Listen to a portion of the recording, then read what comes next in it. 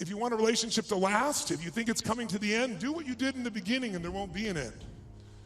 Because when you think it's the beginning, you behave differently than the end. The meaning we associate to things controls our entire lives.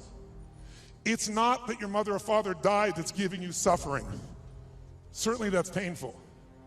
It's the meaning you think it shouldn't have happened. And when we take control of the meaning, it's the only thing we can control our lives. We can't control events. And we're living now where technology is happening so rapidly. It's magnificent what it does for our lives. But we all know with that technology, our psychology is not developing as rapidly.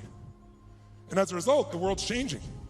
And a lot of us that have learned to engage with technology and use it to maximize, most people in this room, but there's lots of people who use technology to disengage, to be harmful to themselves and to other people. It's not a one-way street. So I'm interested in how to maximize the psychology side, and that's why I'm sharing this with you, so you can increase both your leadership skill, but who do you have to lead first to be effective, my friends? Who? Yourself. And so good to see what's controlling you. Well, what I'm focusing on is controlling me. You can focus on something and make yourself crazy. You can focus on something and make yourself great. In this moment, you could be worried about Ebola, because we all know it's coming. People are freaked out all over the world. 36,000 people die a year of flu, and the whole world is focused on Ebola. Because the news is not designed to inform you, it is designed to startle you. Because that's how you sell things.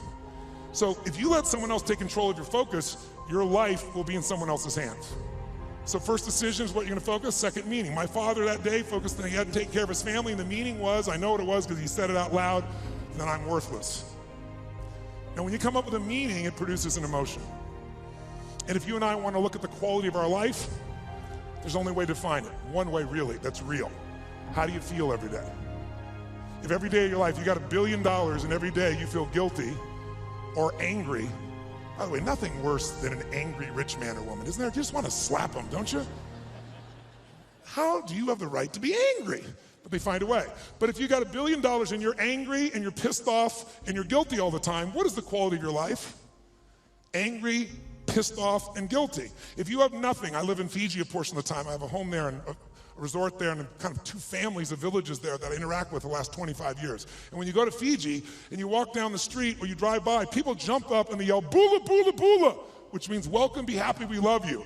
And you drive by 5 minutes later and they jump up, "Bula, bula, bula." And you're going like, what drugs are they taking? No one's paying them.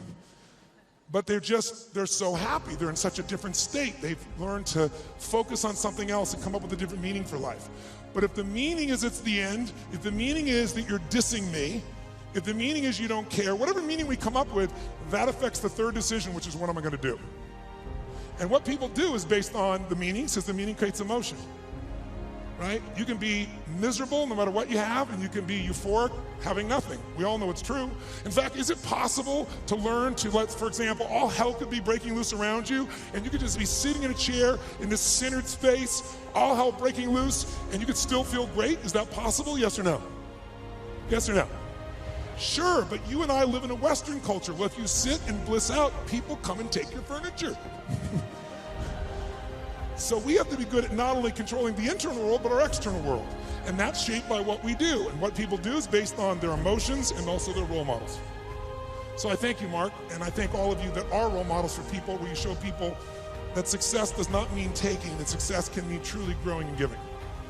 That money, resources, and opportunity are things to be shared. They're things that are tools for a quality of life that you're able to enhance for people and for yourself and your family.